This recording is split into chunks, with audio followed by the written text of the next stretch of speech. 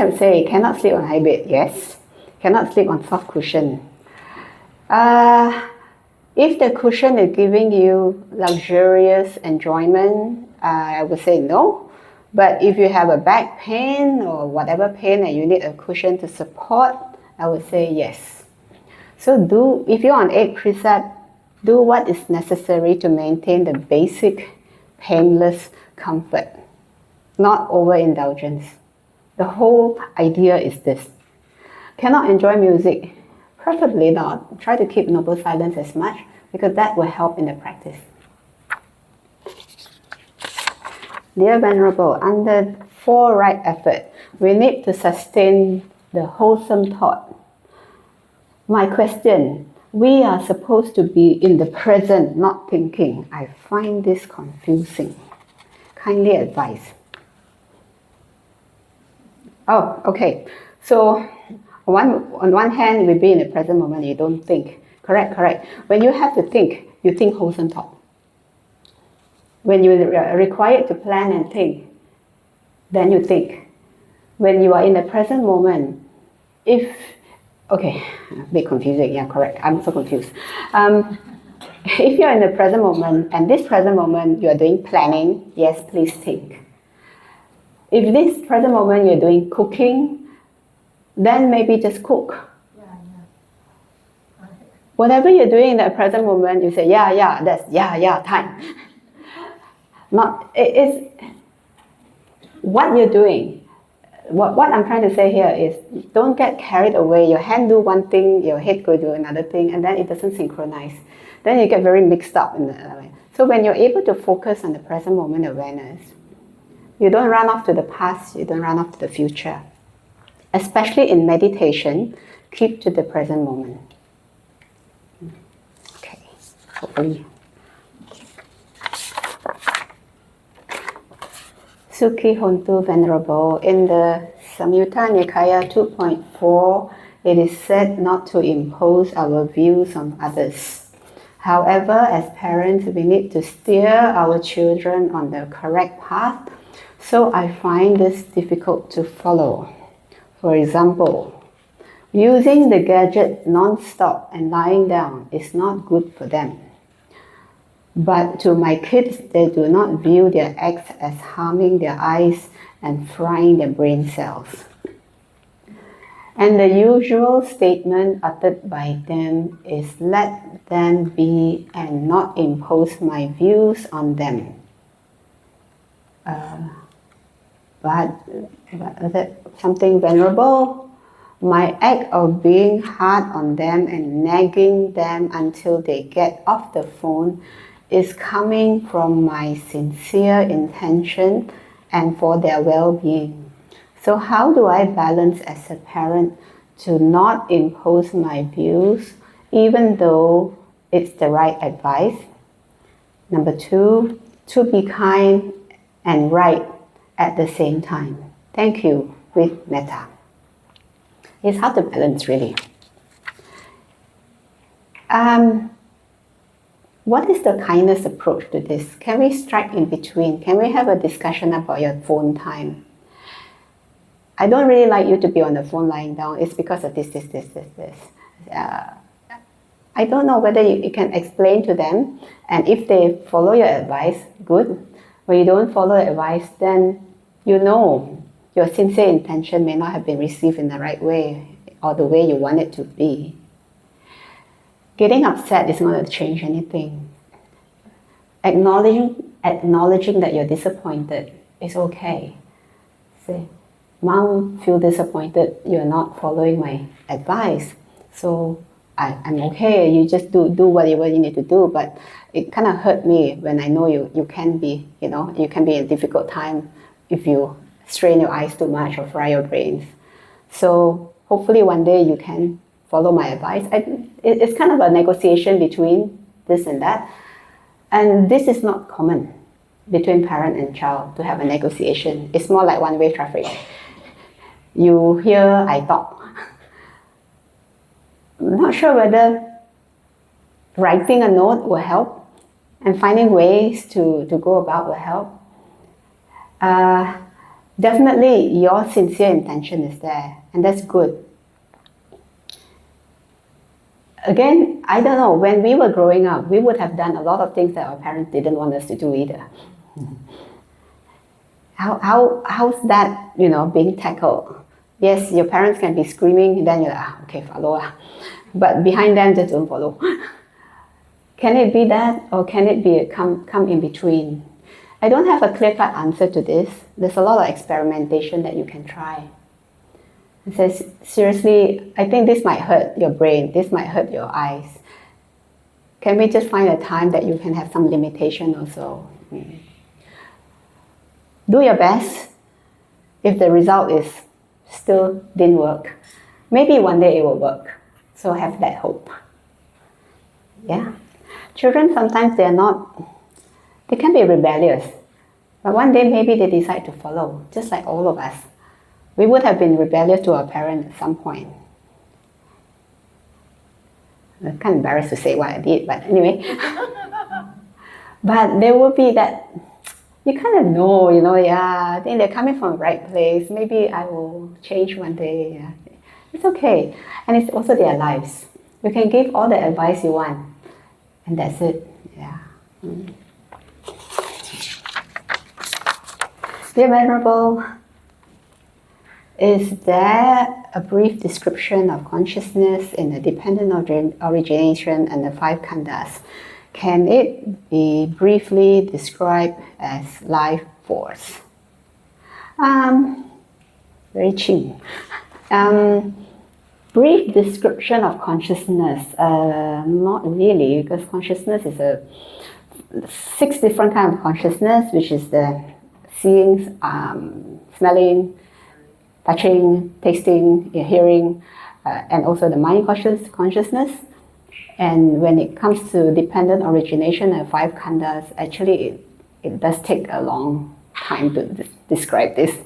I would rather skip this question for now, because otherwise either I fall asleep or you fall asleep first. So, can it be briefly described as life force? Life force is more than just, it's consciousness. I don't really want to give a wrong description of life force, so I think I'll skip this for now, sorry.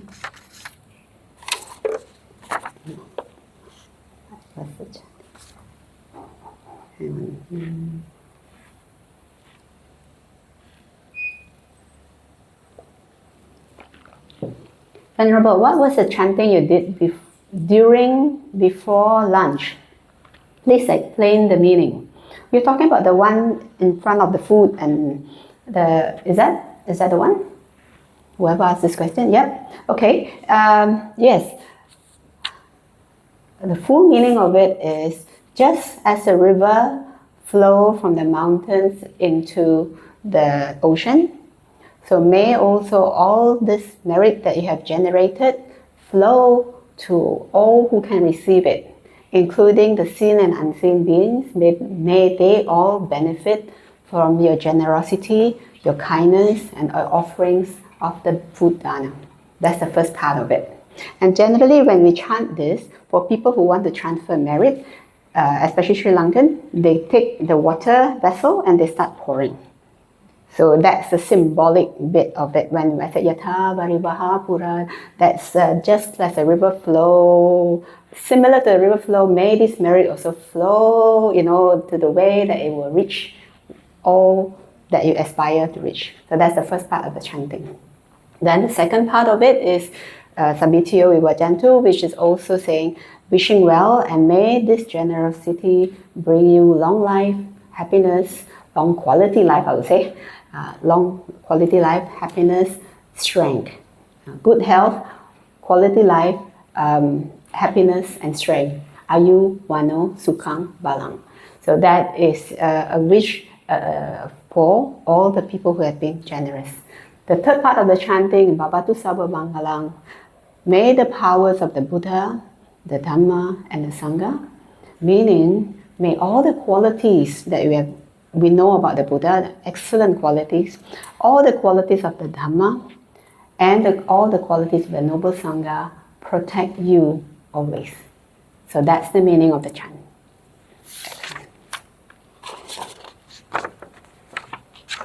When meditating, pain and numb starts getting stronger and stronger.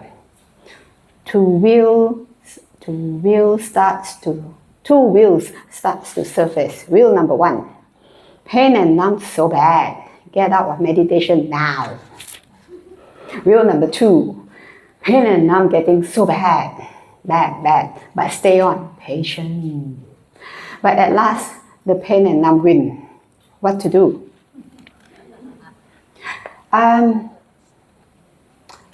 It's okay. The first one, follow the first wheel. Don't get out so quickly. Try to stay as long as you can. Like I said, beginning, if you need to move. Move gently and slowly, mindfully. So being in the present moment, your present moment is saying that my leg is in pain. So that is present moment awareness. It's not nothing, it's something. Pain. So now I said, okay, the present moment say, I think I better move before I get to hospital. I will move. So the present moment say, move your leg.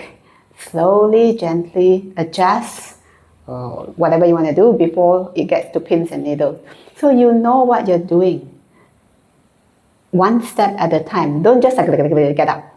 So if you can, do it slowly, gently. And because of that, your mindfulness will continue itself.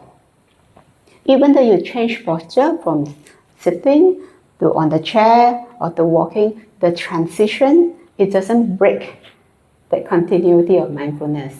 Because once you sit down, I already calm you down, you're already nice tucked in, then suddenly the pain decided to scream, right? Okay, so you entertain the pain, then you want to move. So you continue the mindfulness at this, so that your meditation don't break. So posture, adjust as you need to. Some days you're a bit more sore, please adjust more. Some days you're a lot more relaxed and all that. Oh, you can sit much longer. We just don't know what the days are going to become. So when you need to move, move. Any specific robe colors for Buddhist monks or nuns? Normally a yellow-orange. For Dhammasara, where we came from Buddhist Society Western Australia, Ajahn Brahm told the nuns when we first started the nuns monastery, please wear dark robe, darker color than monks, so that we can tell that you're a nun. If you wear the same color, bought out already, and some male look very feminine, some female look very masculine, so we don't know who is who. And when you end up talking to each other, and everybody gets suspicious. Actually, it happened to Ajahn Brahm. He might have told this story before. Long time ago when he was at Dhammaloka City Center, there was a visiting nun who wore the same color as him. And she's a nun. She's Westerner. And she got into a car with a female. Definitely she's a nun. And the Thai ladies, especially, they really look out for the monks. Hey, that's Ajahn Brahm with a female driver. Accused him. And Ajahn Brahm was behind her. I'm here. So you see how easy. Because especially you can see from afar, you can't tell. So easy people form wrong perception. And when they have wrong perception, they lose faith. Even though it's wrong, it's not the case. And now he knows he will have many, many monks. And we also have many nuns now. So we all, lock, stock, barrel, same color, then very difficult. Especially when we are together during Vesak or whatever. You really don't know who is who. So we have the rule that a nun cannot be one-to-one with a male. But if when you put the same colors together, you don't know whether you are breaking the rule or not. So then that's why the colors for Buddhist Society Western Australia, Ajahn Brahm has decided you are milk chocolate and you're dark chocolate.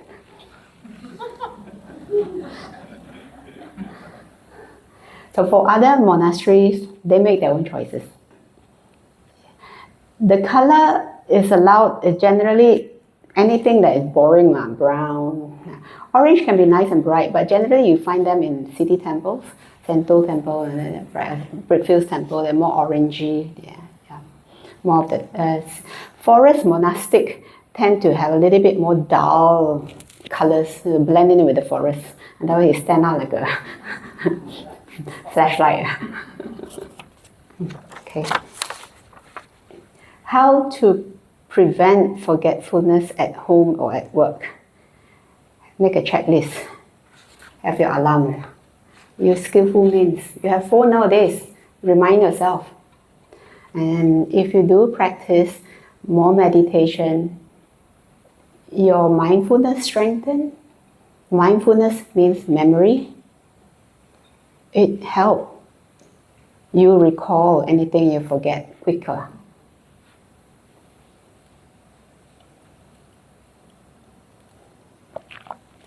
How to be more generous? Earn more money. No. How to be more generous? Be generous as you feel like it. Don't force yourself to do it. Don't compare, oh, she gave this much, I'm going to give more. Give from your heart. And generosity is not always money. It's also kindness, it's also service, it's also time. It's also a listening ear. Or just anything that you can connect with people. Holding their hand when they're feeling very down. Visiting, bringing some food for some people. Just that's generosity. Doesn't always have to come from money or things. So then you can be generous.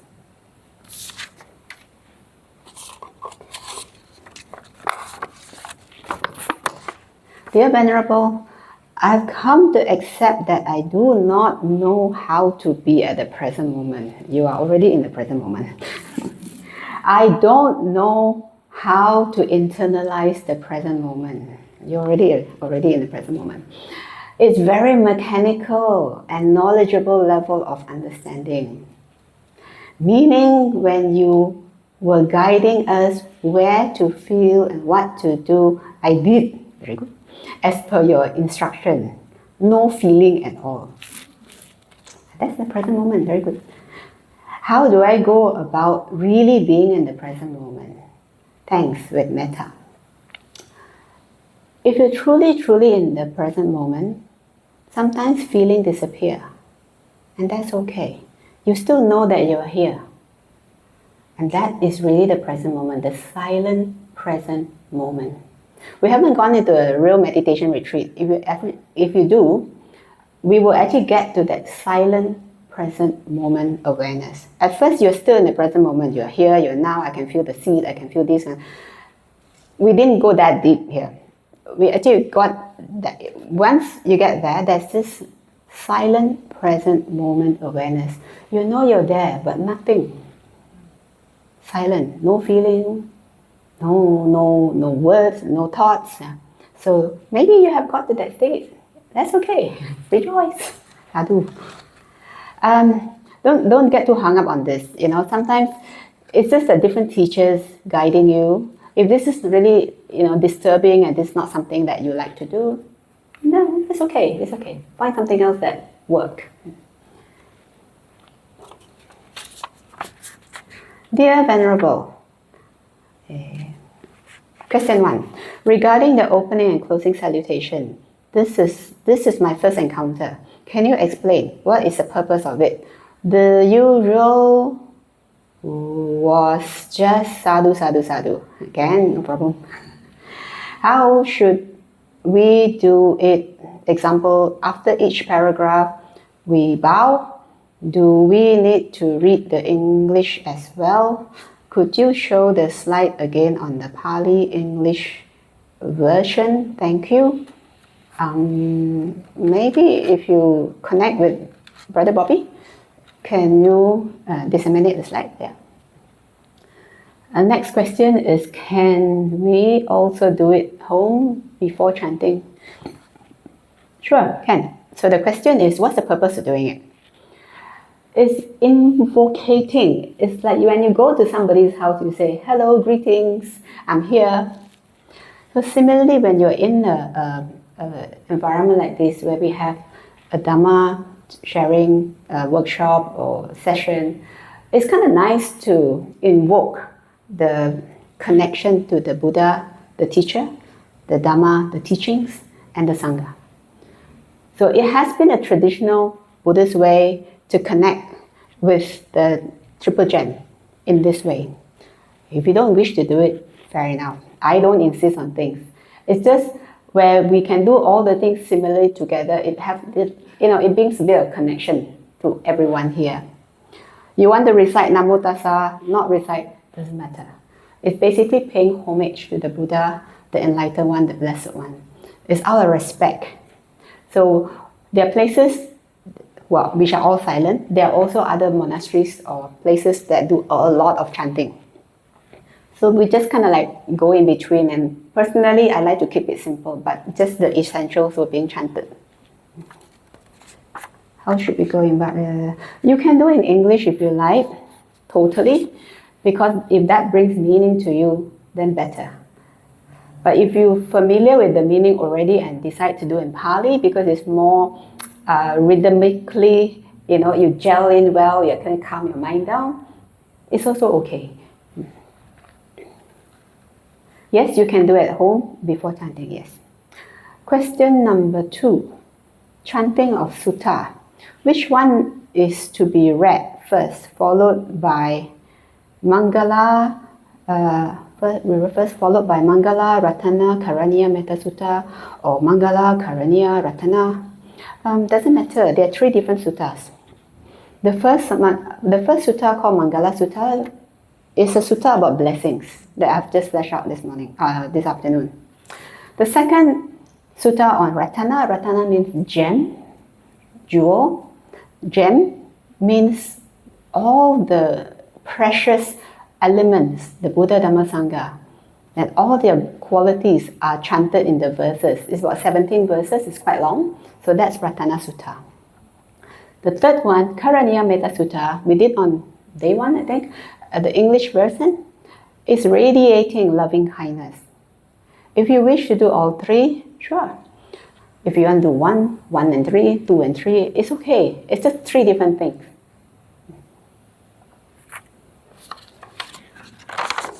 Dear Venerable Jotika, within seconds or minutes into meditation, my mind wandered and actively organized thoughts on future tasks and planning, no matter how much I wanted to stay in present. This is especially when there are many impending, important and urgency things to do. Usually we'll abandon meditation when it's a busy day ahead. Easier said than done to compartmentalize the mind and stay in present. How to stay in present when the mind just keeps thinking on the future? Thank you. Stay in the present knowing you're thinking about the future. You know you're thinking. You can see just this, pull yourself apart to say, I'm the knower. My mind is thinking. Try that. You're going about the future again. I'm watching you. Go ahead. You can. If your mind gets so busy, you can't say, come on, stay in the present. You're fighting with your mind. But if it's just like your mind a little kid. Come back, go. Okay, go. I'm watching you. So maybe there's another approach. Yes, when you're busy, you can't stop a 100-kilometer vehicle immediately. You have to brake. If you brake too fast, you will skid. You crash. Same like the mind. If your mind is going 100 kilometers an hour or 100 tasks at one time, you can't stop immediately. You stop slowly. So here's a chance for you to try doing it. How much you have slowed down to? Maybe 90 from 100 is already less. So it's all this, be gentle with yourself. You want to go down to 0, it's a very, very tall order within a short time. Unless you're already very peaceful and nothing to do, But yeah, most of us, we have a lot of things to do. We have a lot of worries. How to stop that? And just have a look. What's happening now? In the present moment, my mind is worrying. My mind is planning. I can see that. It's like watching a movie of your own mind doing all these things. That is your present moment. Okay? Okay, hurry on. If equanimity, if equanimity all of a sudden your monastery doesn't have, if all of a sudden your monastery doesn't have anyone come to do food offering, so all have to starve for the day. You get slimmer.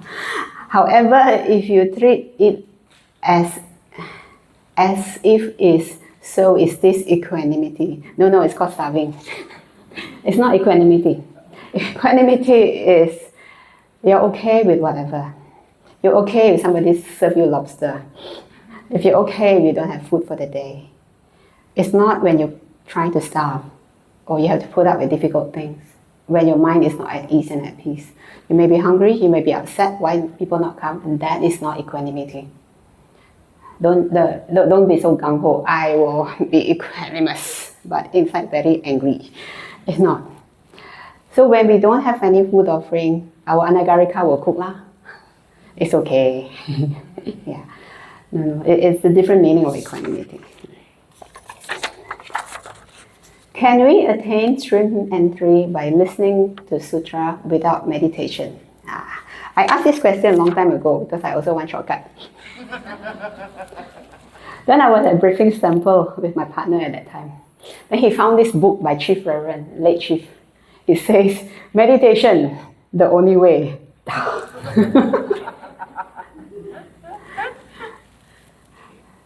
No, stream entry is an event. It's so big an event that you can't miss it. And the only time you can is you have a lot of virtue, you're able to purify your mind. And the only way to do that is to quiet it down, stay in the present moment, go into stillness, in deep meditation. This is what the sutta has been saying. Sorry, no shortcut. If it is a long sutta, can we chant halfway, continue tomorrow or the next weekend, in case interrupted during emergency? Of course can. Nobody is measuring you. No deities waiting there. Wait, what's the next paragraph? Yeah, let us see.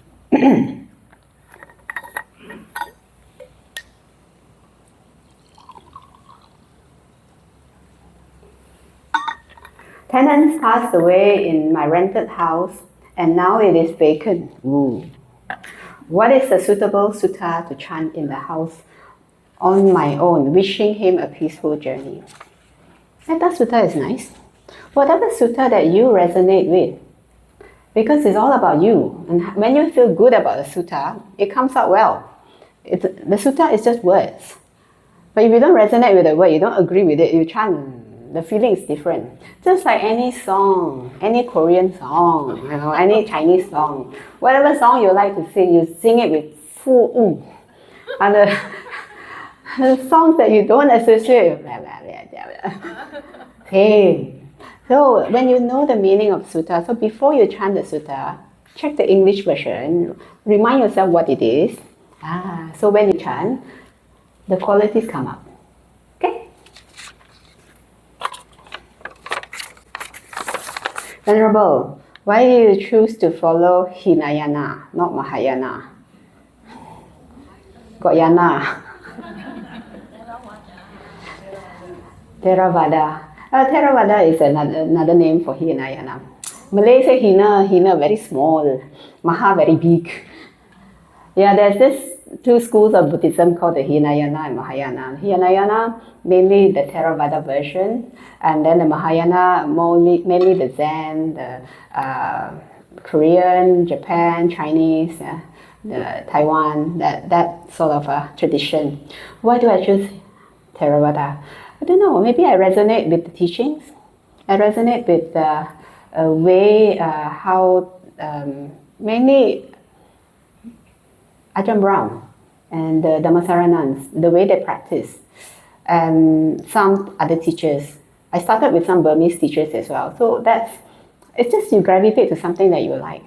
Why do you like certain food? And why do you not like certain food? It's the same thing. If you are very strongly inclined to Mahayana, so it's okay, go for it. Don't go to some places or some teaching that you don't quite gravitate to. And it's okay. That's why I choose. It's just the exposure and my inclination.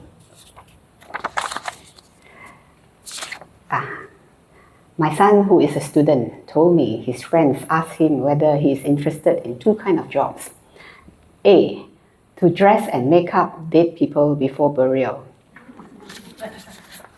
B, to have dinner only or accompany the rich, lonely ladies for the evening, either to restaurants, library, to run in the park, etc. If you were his mom, what advice will you give to him? Thank you, Venerable. Is this the only two choices you have? Surely, we have more than this. Let him decide what he wants to do. He can do both. One at night, one in the day. More money, you see. It really doesn't matter. To dress up and make up dead people before burial, it's nice. It's something that you can do to make the dead person look more presentable, and it's more for the people who are alive, not so much for the person who's dead. It's like, oh wow, looks so pretty. Look, he's smiling. Yeah, it's okay. Yeah. And the other ones accompany rich, lonely ladies. Tai. Is there such job? I don't know. Okay. Yeah, maybe. Okay, just making new friends. As long as you stay within your bounds, stay within your ethics, whatever job is okay. You can be in the most best job, but you have wrong ethics. You're dishonest, you cheat, whatever, it doesn't matter. But if you're doing an honest job within your own bounds and protect your own self and others, any job will be okay. Yeah? Okay. Venerable Sukihotu, yesterday I had a peaceful sitting meditation guided by Venerable, initially to relax the body and mind. For some reason, I decided to meditate sitting on the meditation cushion instead on a chair. To my surprise, I was peaceful without experiencing the usual knee pain. Good. In addition, the mind is quiet, but fully aware of the slightest movement of the body or tilt of head. Good. Could straighten the back once I sensed the need. It was a bliss through the period of sitting meditation. Gratitude to Venerable for the guidance. Sadhu, sadhu, sadhu. I also said sadhu, sadhu, sadhu.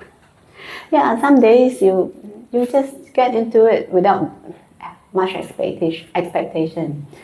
The cause of good meditation is not to have any expectation. When you think you can't do it, you actually do it. When you think it's not going to happen, it actually happens.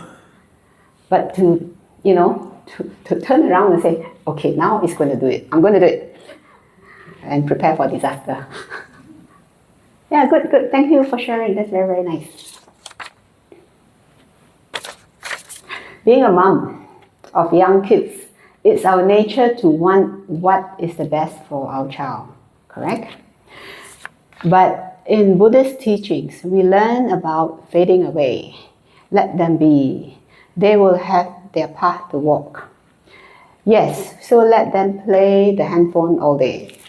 Let them do whatever like this, thus spoiling them. Where is the wise line? Yeah, very difficult. Letting go doesn't mean don't care. Letting go means put all effort, good effort that you can. And whatever result and outcome of it is something you may not always be in control of. You may be upset at the result. You may be happy that your son follow you. But you have put in all the teachings or nagging or whatever, you have already done that. But wisdom doesn't say, I don't care, things can fall apart, you can just destroy your life, I'm just letting go and fading away. Not quite like that. It's how you skillfully connect with your son to give advice, to set good example yourself. You have to be good first. You have to be kind. You have to also practice what you preach. And children somehow, slowly, in their own ways, will follow. If they don't, this is the best you have done. You wish, you can remind, it's just like if you're able to have a good conversation, a negotiation, or somewhere in between, that's good. But not doing anything is not part of wisdom. It's a don't care attitude. That is not the Buddhist teaching. I hope that makes sense, because it's very, very difficult to have one single answer for this situation like that. Last question. Dear Venerable, may I ask 2 questions? Yes, you may. Since working in my current company, I've become more easily angered and aggressive. My colleagues are all like this, and I feel contaminated. It's worrying because it feels like I'm burning my merits. How should I work with this? Okay, question number 1. If you're in a very toxic environment, if you're in the environment that you are also degrading your moral values, then think again whether this company is suitable. However, don't give up so fast, because sometimes it's only the beginning. You may start to find ways out of it. Maybe this difficult situation is your time to cultivate good qualities, to rise above. You know, when you play computer games, I haven't played for a long time, when you hit a certain level, it goes to the next level, which is more challenging. So maybe you are already hit, you max out your current level. So now you're going into an environment which is more challenging. It's your time now to see how you can use this to win the battle through, to come up pure, to come out clean, and to come up with a better person. However, if you have given yourself a chance and you're still losing, you still feel that, you come back a lot more angry, aggressive, your whole family find you difficult, then think again. Is this toxic environment helpful? Can you transform the toxic into goodness? How much time can you give yourself? So all these you have to weigh the pro and con.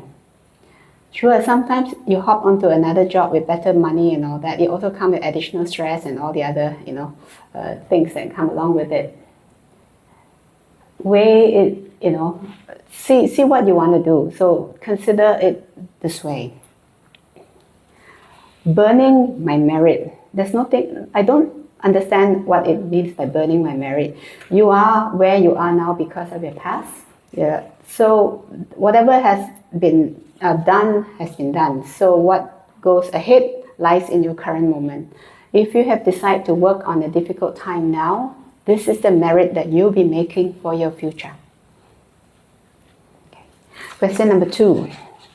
My mom is a devoted Buddhist practitioner, yet despite this, she still struggles with anxiety that affects her health.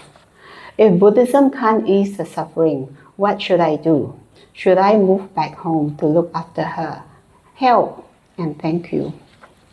Being a Buddhist doesn't mean you're always free from your anxiety, fear, craziness, anger. Being Buddhist is also being human. Being human, you will have all these emotions triggered by whatever that's causing you.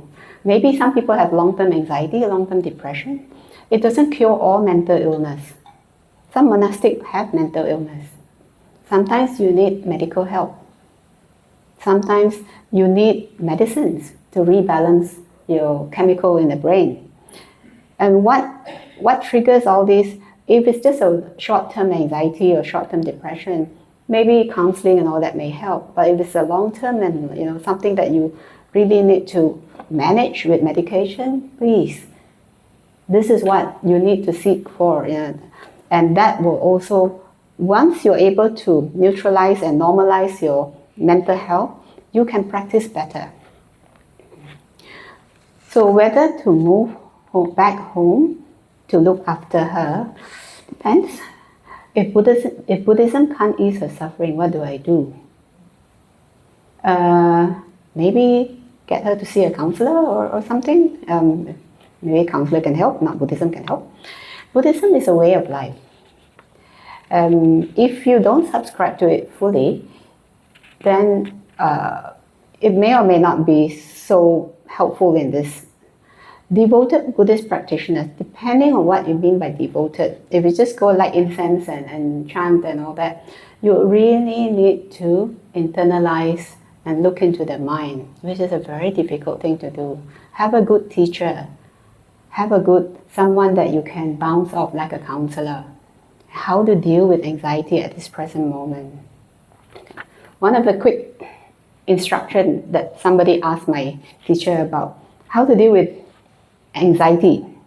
And she just say, when you're meditating, you breathe in anxiety, you breathe out peace. You breathe in anxiety, you breathe out peace. This gives an imprint of you accepting all the negative emotions that you have. It's okay. I can have you and I will breathe out peace. This is her advice to many people who are going through acute anxiety because of some things happen in their lives. It helped them to be able to meditate and to calm themselves down and slowly accept. A lot of times we battle with our own anxiety, we battle with our own fears. We don't want this. It feels awful. It's very embarrassing not be able to be not nervous. I just always like, when we accept it, it's okay. It's okay to be anxious. It's okay to be scared. Then you lessen that suffering of not wanting. The word craving is not always for something nice and good. It's also, the word craving also don't want things that is not good. It's also craving. So when you don't want all your negativity, that's craving not to be. It's still craving. That causes suffering. If you don't have this craving not to be, your suffering reduces. The anxiety is left as anxiety. The fear is left as fear. That's it. It will come and it will go. It will be more intense. It will become less intense. Things keep changing.